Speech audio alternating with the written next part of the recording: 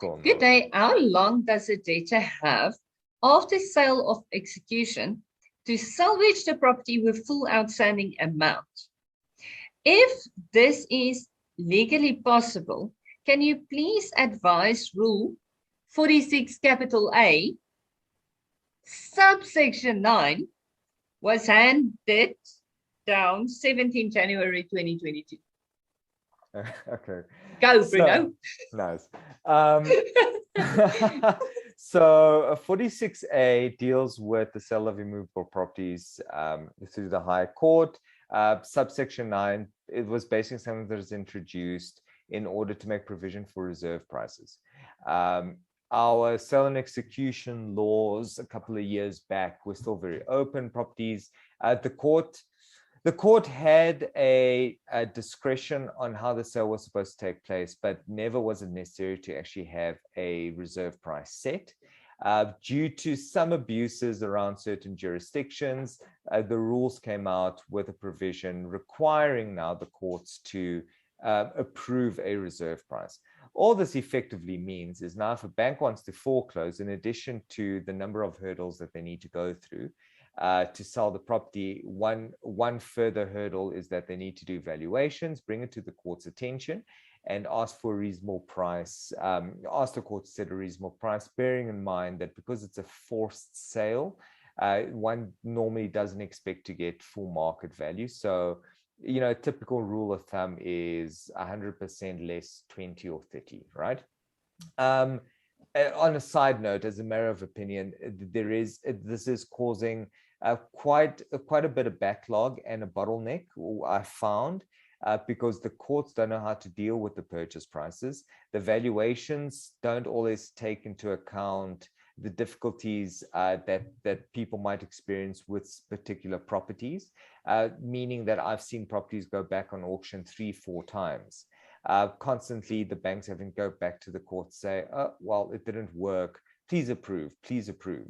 I have seen recently a practice is to go to the court with the highest bidder, even if it was under reserve, and ask the court for leave, just to allow the sale to go ahead, and just to prove that this was the highest price attainable. It's not that bad.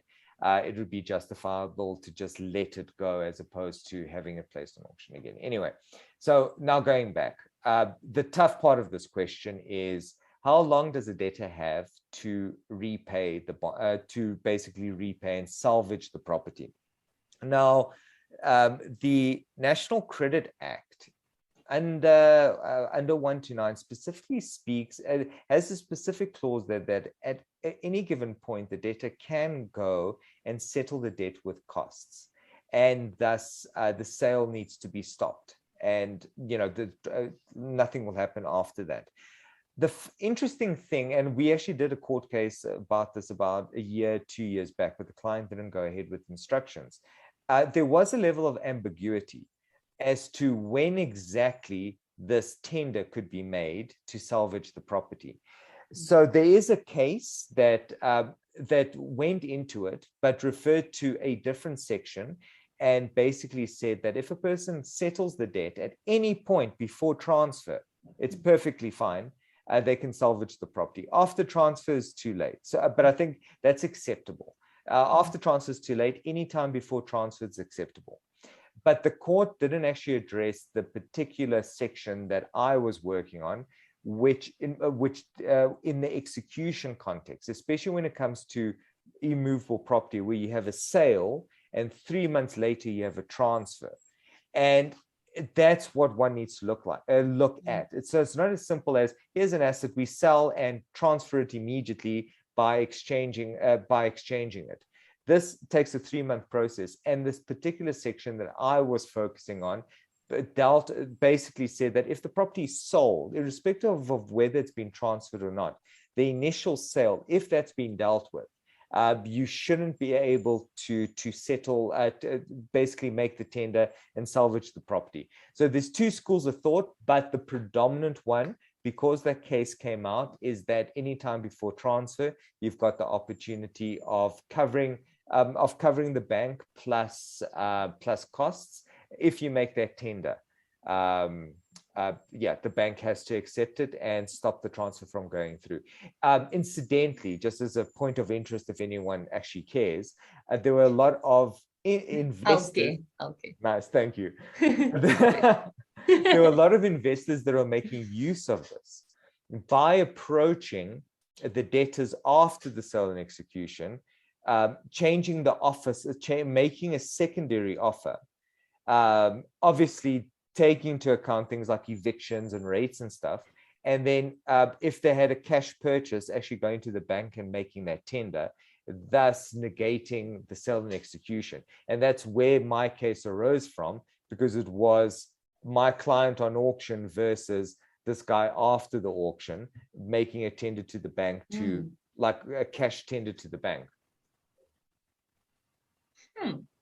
That is interesting. Yeah, we should have this conversation over lunch, because there's quite a few elements to that, and I think we're going to bore our viewers, but it's actually a very interesting question if that would be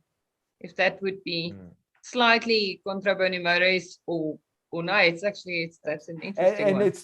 It's the wording of the act which makes it a problem. So we were with SCs. That's why I have no issue saying this. SCs was going to go to the NCA. So our argument was that unfortunately the court erred in how it dealt with the previous case, because it made a finding based on a specific subsection that shouldn't have been applicable. It was actually another subsection that applied.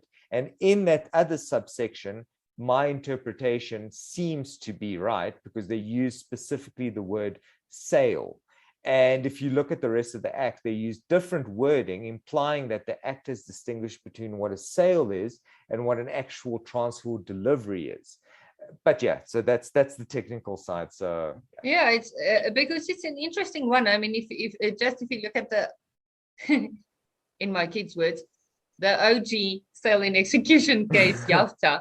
I mean, YAFTA makes it clear up to the point of transfer, the owner's right is only limited, but he still has the right of ownership. But exactly, but a limited right of occupation of ownership. But if you are a bona fide purchaser at an auction, to now be a third party popping in from the side, that I must say, but I'm Ubuntu Bobby, so I must say Ubuntu was. The third party is the effect, but it's not the third party's rights that are being protected. Yeah. So it's the equivalent of your property going on auction, me coming to you and saying, Cilna, tell you what, I've got R1 million for you.